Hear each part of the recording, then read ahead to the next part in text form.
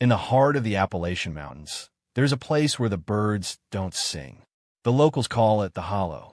It's a stretch of forest so dense that the sunlight dies before it touches the ground. According to official records, over 40 people have vanished in these woods since 1970.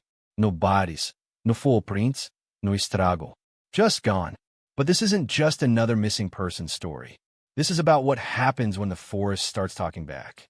My name is Julian, and for 15 years, I've been obsessed with the mystery of Hollow Creek. Today, I'm going in, and if you're hearing this recording, it means I never came out. The drive up to the edge of the forest was lonely. The GPS stopped working 40 miles back. The screen just flickered, showing me a gray void, as if the map itself was afraid of where I was going. I stopped at a small, rusted gas station at the base of the mountain. The air there felt different, thick, like trying to breathe underwater. The attendant was an old man with eyes that looked like... I grabbed my flashlight and stepped out of the tent. The beam of light cut through the fog, hitting the trees. That's when I saw them. Not people, but carvings.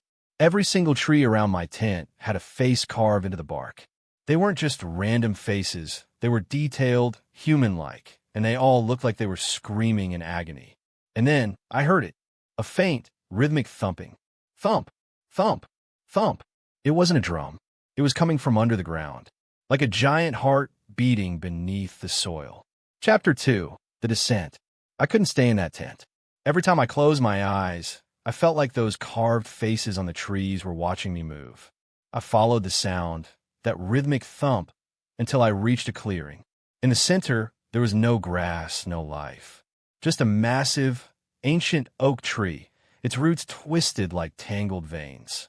Beneath the roots, there was an opening, a stone hatch, partially covered by dirt. As I opened the hatch, a gust of air hit me. It didn't smell like a basement. It smelled like ozone and copper. I climbed down the rusted ladder, my flashlight trembling in my hand. The walls weren't made of dirt. They were made of a strange, black glass that reflected my light in 1,000 different directions. I wasn't in a cellar anymore. I was inside the mountain itself. The tunnel went on for miles. Or maybe it just felt like miles because time works differently down here. I checked my watch. The hand was spinning backward. Then the whispering started. It wasn't one voice. It was hundreds. It sounded like the wind, but with words hidden inside. I turned a corner and found myself in a massive hall. And there, standing in the middle of the room, were the missing 19. The group from the 1968 case. They weren't dead. They were standing perfectly still, facing the wall. They looked exactly as they did in the old newspapers. Same clothes, same hair. But when my flashlight hit one of them, I realized the horror. Their skin wasn't flesh anymore. It had turned into bark. They were becoming the trees. I tried to run, but my feet felt heavy, as if the floor was trying to pull me in. That's when I saw it. The source of the heartbeat. In the center of the hall was a massive, pulsating heart made of roots and glowing minerals. It was the heart of the mountain. And standing guard was the keeper, a figure towering 7 feet tall, draped in tattered rags that looked like they were woven from shadows. It didn't have a face, just a hollow space where a head should be. It didn't attack me. It just pointed at me. And in my head, I heard a voice that wasn't a voice. It was a memory. My own memory of the day I decided to come here. You didn't find us, Julian. It vibrated through my bones. We called you. The forest needs a new witness. It needs a new voice. The keeper began to move toward me, not by walking, but by gliding across the black glass floor. Every step it took caused the ground to vibrate, sending shivers through my spine. I tried to lift my camera to document the impossible, but my hands were no longer shaking. They were stiff. I looked down and gasped.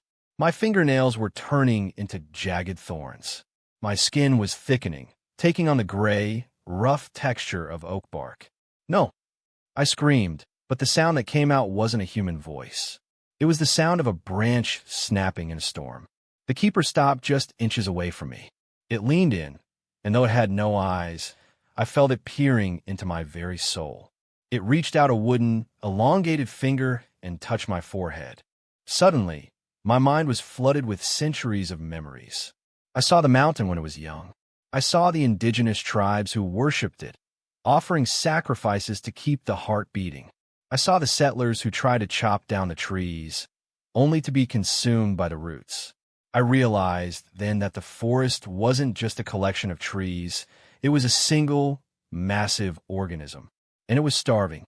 The missing 19 weren't prisoners. They were the nervous system of the mountain. They were the ones who processed the memories of the world above. But they were old now. Their bark was brittle. The mountain needed fresh blood. It needed my memories of the modern world, of cities, of technology, of the people I left behind. I turned to run back toward the stone hatch, but the tunnel had changed.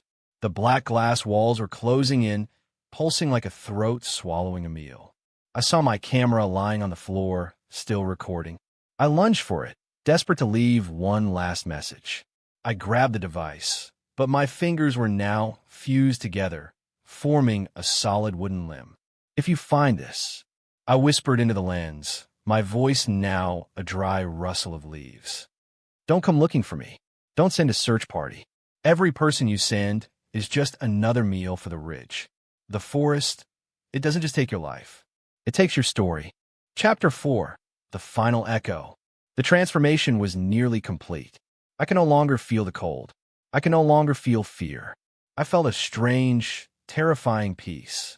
I walked toward the missing 19 and took my place in the circle. I turned my face toward the black wall and closed my eyes. I felt my roots extending from my feet, cracking through the glass floor and diving deep into the mountain's core.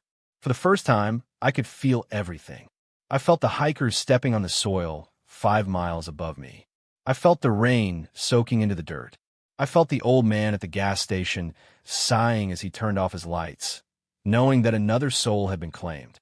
I am no longer Julian. I am a branch. I am a root. I am a scream frozen in wood. Epilogue. 6 months later, a young woman named Sarah drives up the same gravel road. She is Julian's sister. She has his last known coordinates and a desperate need for closure. She stops at the rusted gas station. The old man is there, his eyes milky and blind.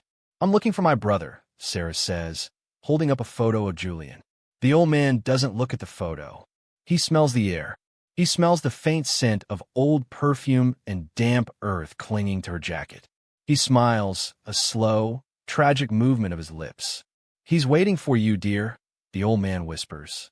"He's been practicing his greeting. Just follow the sound of the heartbeat. And whatever you do, don't look at the faces in the trees." Sarah pulls away, her GPS flickering into a gray void. As she enters the tree line, the silence of Hollow Creek swallows her car. High above, a single leaf falls from a tree that looks remarkably like a man reaching out for help. The leaf is red, not the red of autumn, but the red of fresh blood. The mountain is fed, and for now, the whispering stops.